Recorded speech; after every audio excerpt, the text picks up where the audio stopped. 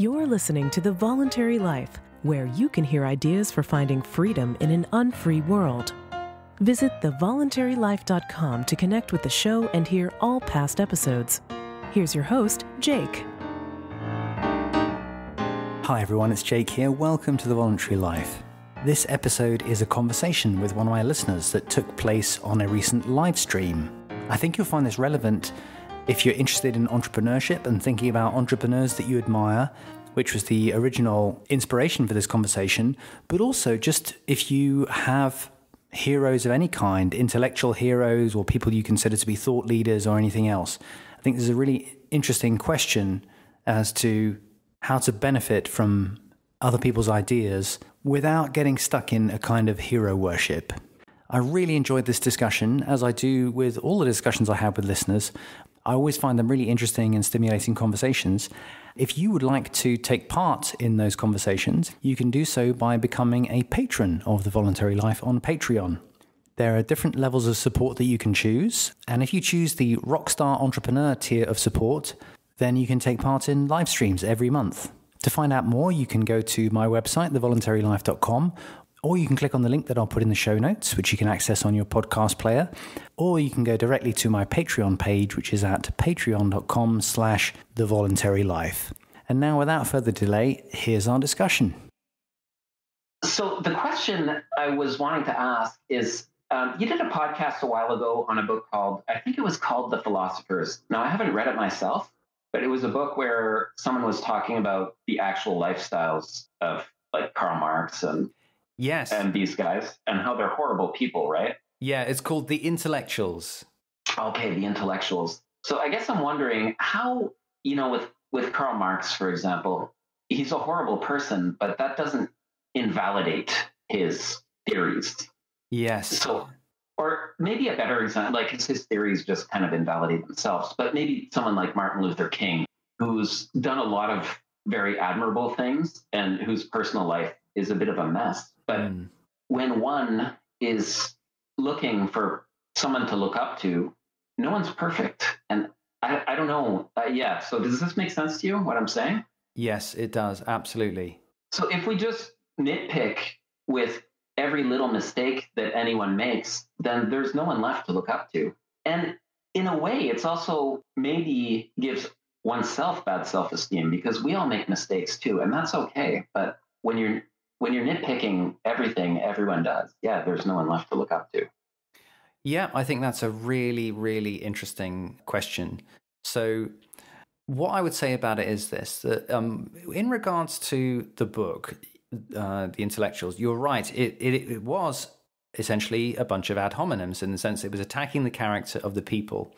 But I would say that the thing that makes it not exactly just an ad hominem is that the people that he chose in that book were talking about topics that are directly relevant to their personal life. So, for example, he talked about, one that just comes to mind is Tolstoy, that he mentioned in the book, because he was making the point that Tolstoy wrote a lot about his love of humanity and his great love for humanity. So I guess it's not exactly an ad hominem if Tolstoy's writing about his love for humanity and then you see how he behaved towards people in his own life, because that behavior towards people in his own life is actually directly relevant to his professed love for humanity. So I'll give you an example where this wouldn't be the case. So, for example, I've read a book about John Maynard Keynes by Murray Rothbard, where Murray Rothbard talks about what a horrible character John Maynard Keynes was in his personal life and all the horrible things that he did. And you could, I think, make a very valid point to say that may all be perfectly true, but it has no bearing on the general theory of employment, interest, and money that Keynes wrote, because whether or not he, behaved badly in his personal relationships and was, just a general nasty character doesn't invalidate the arguments that he had about the way that the macroeconomy works. They are entirely separate things. And I think if you're choosing to criticize intellectuals who talk about how people should behave towards each other, how society should be organized, and I mean this particularly in a moral sense, then I think it does make sense to look at their moral character, and it's valid in more than a merely ad hominem attack, like, oh, well, we don't have to take this guy seriously because look at what a scumbag he was in his personal life.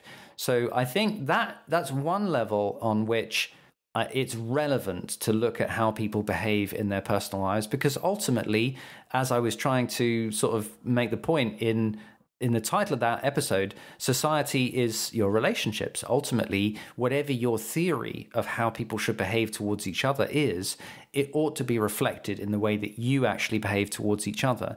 And provided that we're talking about things like ethics, then it does make sense to look at that in a way that it doesn't make sense to criticize.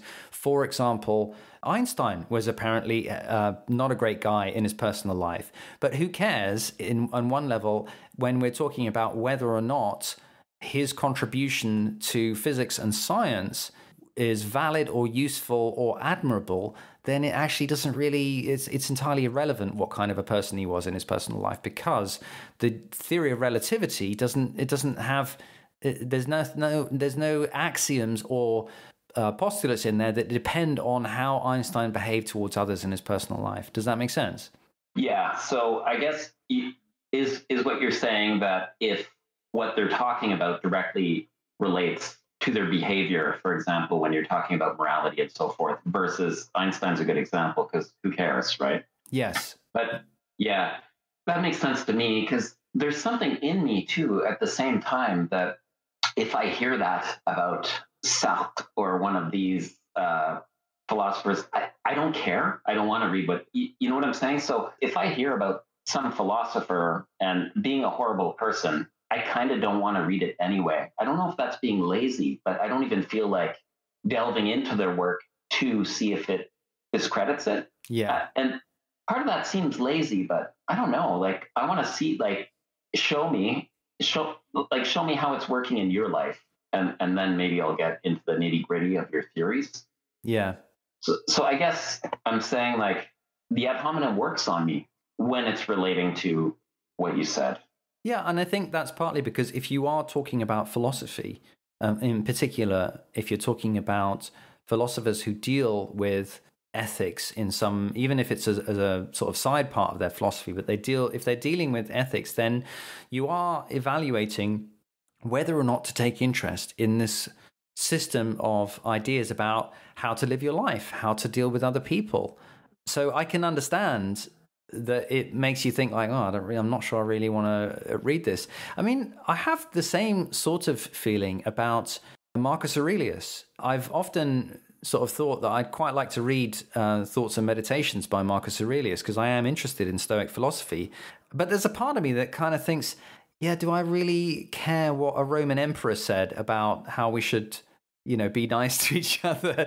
Because I know what it means to be a Roman emperor. I know what that meant. It like that. That's the biggest slaveholder and warmonger, and basically all of the lives that were lost because of directions that guy gave. Now, of course, it's complicated, but nonetheless, he was a big gangster. And so there's a fundamental level, which is a part of me like, yeah, all right, Marcus Aurelius, you might have some interesting thoughts about, taking a stoical attitude towards things, but I'm not super interested to get into it just because I know what your job was, So yeah, I understand what you're saying. I think it's different it does inform my choice about who I really want to read a book by, but I think it's different when you're evaluating a specific idea.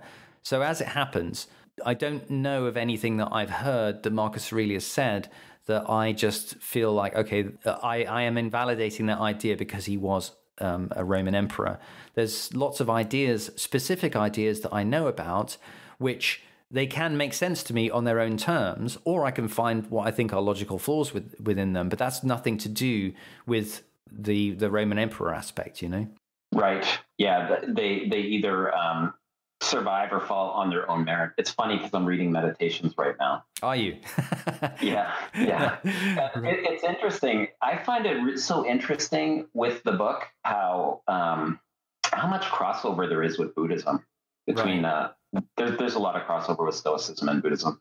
And there's a lot of individualism in his writing. There's a lot of stuff that talks about the gods and duty and this and that as well. But there's definitely some interesting thoughts in there, but I don't know that it's worth reading over other things to do with individualism that are out there. Maybe more as a historical thing. Yeah. And But to come back to your initial point, you made the point that everyone is flawed. I mean, basically you can't pick any author, or especially any social philosopher or somebody who's talked about society, and find that they haven't got problems and issues in terms of their own life and their own behavior. So I think there is an issue that if you try to find someone who's pure in terms of their ideas and their life, then it is a totally fruitless quest, because that's not the way that people are. Everyone's got a lot of issues that mean that although they're capable of coming up with very good, clear, rational arguments about one topic or another, if you take their work as a whole, you're bound to find some weird stuff in there. And the funny thing is, Murray Rothbard once said this, and I think it's really true, that the funny thing is people tend to focus on the ideas that they're actually worst at. And so Murray Rothbard had a rule, which is like everyone chooses to specialize in their worst ideas. I thought about this when reading Jordan Peterson, because he says a lot of things that to me sound perfectly reasonable and straightforward, and I have no objection to them. However, he chooses to focus on religion, and sometimes he focuses a bit on parenting too. And those are the two things that when he talks about, he goes off into complete nonsense as far as I can tell. There's a video of him being asked the question about whether or not he's a Christian. And I mean, it's almost laughable how he hedges around and doesn't really provide a clear answer and so forth. And so it's funny that actually that guy still says a lot of very reasonable stuff about other topics. It just happens to be that he's chosen to focus quite a lot of his writing and thinking and talking about those areas where he's not very good, you know? Yeah, that's interesting. That's, it's true. It reminds me of the thing in, I forget what they call it, but there's a phenomena especially in big business or in government, where you get promoted until you're incompetent. Yeah, something. Right. Yeah. There's another example that really struck me when I read it. Murray Rothbard again was talking about economists and saying that they always focus on the thing that they're worst at. And he gave the example of Milton Friedman. And he said, if you read lots of stuff by Milton Friedman about basic topics like whether or not there should be occupational licensure and that kind of stuff, Milton Friedman writes very eloquently and very clearly and logically and writes really good stuff. But what did Milton Friedman choose to focus on in his career? He chose monetary theory, which is his worst. The worst stuff that he wrote was about monetary theory, the least clear stuff with the most logical fallacies in it. And that's what he really chose to focus on. So it's kind of interesting that people do seem to do that. And I think it's partly because maybe those problems that one doesn't feel totally clear on, that's the thing that you choose to try and write about because you're still processing it and still trying to get to grips with it. That's one. Maybe that's a charitable way of looking at why people would do this. Another way of looking at it might be that people focus on the stuff that they're not thinking rationally about, because that's the part of them that is kind of traumatized and not really thinking rationally. But it gives me pause, because it makes me think like, well, hang on a minute, am I doing the same? You know, is everyone doing this? Does that mean that I talk about ideas and things that I'm actually not good at or not clear on compared to the things that I am clear on? So definitely, you know, it's an interesting question for oneself too. Yeah, am I spending my time focusing on the things that I have least figured out? But it's interesting that that's what they choose to put out there. Right. Too. Yeah, because like struggling, like working on oneself, you know, with I don't know what to call it other than self-work. To work on those things that you're having the hardest time makes sense. That makes total sense. Absolutely. That's what you should be focusing on. But that's the stuff that should be in your journal and not the stuff that you're like making big speeches to the world on, you know?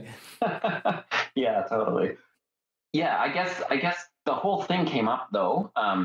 Because I just realized when I had that view that, this guy may have had a good idea, but he cheated on his wife. And then, eventually you have no one to look up to. And I do think it's important now. I do think it's important to have some people that you look up to. Like in business, you can look up to John Mackey or whoever, Mark Zuckerberg, or any of these guys, even though they're not good people in some ways. I think you're absolutely right. And so I think, for example, if you're running a business and you want to grow your business, then you want to be able to look up to people who've done amazing things. But for me, for example, I think Steve Jobs is a great example of this. I have huge admiration for him. And I thought he was a fascinating guy who said a lot of stuff, especially about business, that really made an impression on me. And yet it seems like, he did a lot of really, really crap things in his personal life as well. But that doesn't invalidate the ideas that he had about marketing and the ideas that he had about product development, and about focusing on stuff and about finding ways to get people enthusiastic in your business by having a business with a real purpose and a real vision. And so those kinds of things I really admire about him. Regardless of the fact that what happened in his personal life, because that isn't relevant in that sense. And in some ways, I think it's also really important for our own mental health to take the bits of people that we find admirable and not dismiss all of humanity because of their crappy personal lives, because then you can't learn anything from anyone.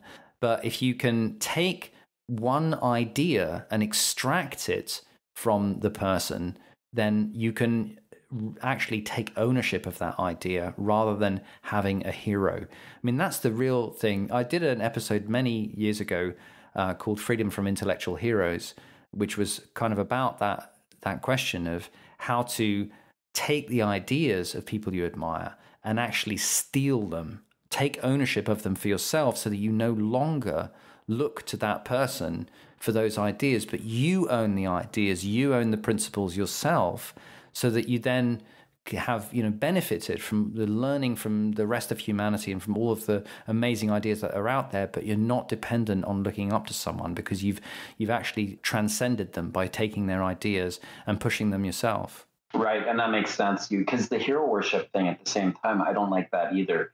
But you can take someone's idea and think, that was a wonderful idea that Mark Zuckerberg had about this, but I'm just going to use the idea. I'm not going to think that he's great. Right, exactly. Yeah. When many years ago, I read a book. I have no idea what it was now, because it was like a productivity book about learning stuff. And it had this system of note-taking where if you read a book and you have to take notes on it for an exam, you split the book up into ideas that you can fit on index cards. So you have to kind of summarize an idea down to fit on an index card. And then, so once you've read through a book that you're trying to revise for an exam or something, you've got this massive stack of index cards. But then the interesting thing is, when you do that, you can switch the order around and kind of throw away some index cards and pull other ones in different order. And to me, that was a sort of visual representation of taking ownership of these ideas. Because it's like, whereas you start off having this big book that you have to read from the first page through to the last page, and you're going through, and the book is setting the pace, and the book is laying the ideas out, and you're kind of just trying to absorb it and really following it.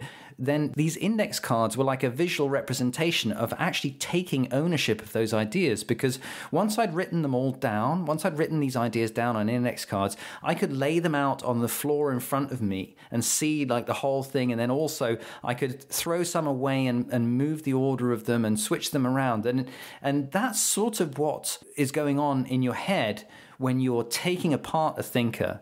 And you're actually looking at, okay, well, this is really useful, and that stuff doesn't make any sense. It's crap.